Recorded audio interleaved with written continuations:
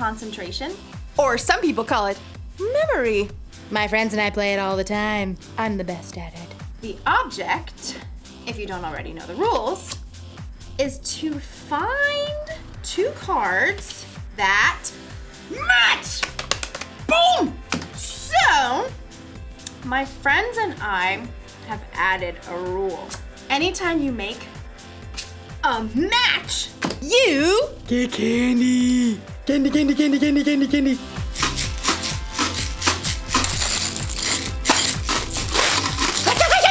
What can I do? It's a rule, and rules are part of life. Yes! You've got to talk about rules when you're talking about responsibility. Responsibility is showing you can be trusted with what is expected of you. Of course, the rules don't say I have to eat candy every time I get a match. So, usually, I save it for later. This is what I've won so far. I mean, what can I say? I know how to pick 'em. My friends are like, you're too good at this game. Give us some candy. And I'm like, get your own. I might have a problem. No. Today's story is one that Jesus told about a man who had a little problem with sharing. Who knows what that's like? I'll see you in a bit. Mine. The Bible. It's 66 books of history, stories, letters, and poetry that fit together to form God's one big story. The epic adventure of how He created us and loves us so much that He made a way to rescue us. As we travel through the Bible, from Genesis to Revelation, we discover people who met God and found their lives changed forever. Now, for an amazing story, inspired by the book of Luke, chapter 12, verses 13 through 21. Everywhere Jesus went, large crowds followed him. Some really wanted to learn and change. Some were just curious. Others, like the religious leaders, listened to Jesus' words so they could trap him with tricky questions. But there were some people who just wanted Jesus to back them up, to tell them that their way was the right way.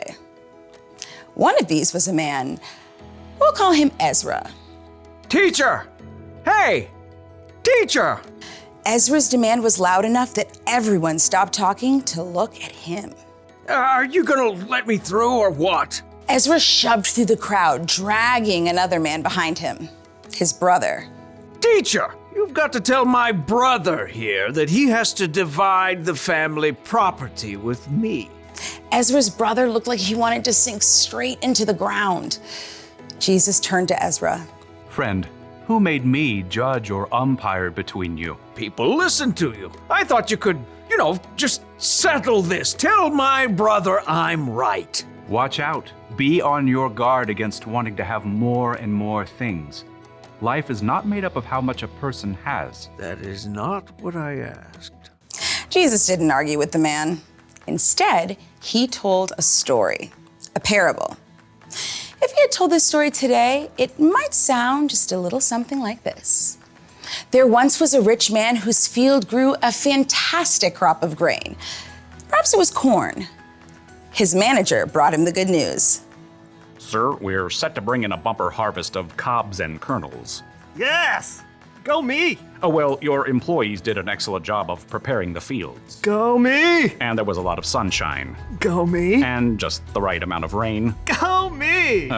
Yes, go you. Harvest the crop at once! Well, we're working on that. There's just a little problem. Problem? Who messed up? Fire them at once! Oh, no. It's a good problem. You don't have enough barn space to store all your grain. Huh. I'm just too successful. Go me. Well, I was thinking you could share some of the grain. Share it? Well, yes. Some extra bushels for your employees, maybe give some of it away, popcorn for all the kids in town, hold a cornbread festival for everyone. But it's all mine. Oh, yes. Yes, it is. I know. I'll tear down my barns and build bigger ones. Then I can store up all the extra grain for myself. Oh. See to it. I want those new barns up by the time the corn harvest is in. Yes, sir. The old barns were torn down and brand new, bigger barns were built. Perfection. Is the corn harvest complete? Yes, sir. All finished. Excellent. Have the men store it all in these new barns immediately. But they're so tired. I said immediately. Yes, sir. At last, the rich man's entire corn crop was stored in his shiny new barns. He settled back in a comfy deck chair and surveyed his property as the sun set. Go me! Self, you've done pretty well for yourself. You got grain stored away for a lot of years to come. He popped a gourmet corn chip into his mouth. Self, take it easy. Eat, drink, and live it up. You foolish man. The rich man nearly choked on his chip. Excuse me? The rich man looked around, but he could see no one. He was entirely alone. Oh, great. Is this supposed to be some God moment where I discover what I've been doing wrong? That's exactly what it was.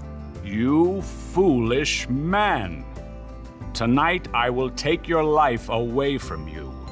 Then who will get what you have prepared for yourself? Could we come up with a different ending to this story? But there was no way out for the rich man. He had chosen to focus only on what he could keep for himself. Jesus wrapped up his parable by explaining, That is how it will be for whoever stores things away for themselves, but is not rich in the sight of God. We don't know how Ezra responded, but maybe, just maybe, he started worrying less about getting more of his family's stuff. Maybe he started to care a little more about sharing what he did have with his brother.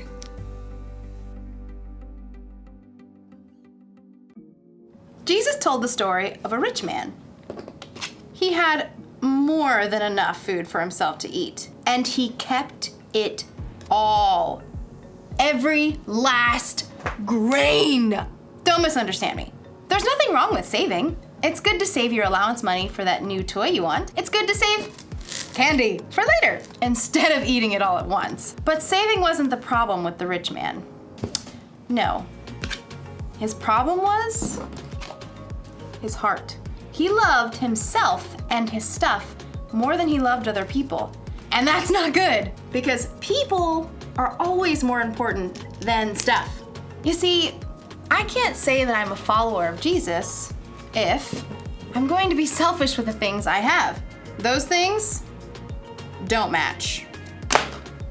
It's our responsibility to share with others, and we all have something we can share.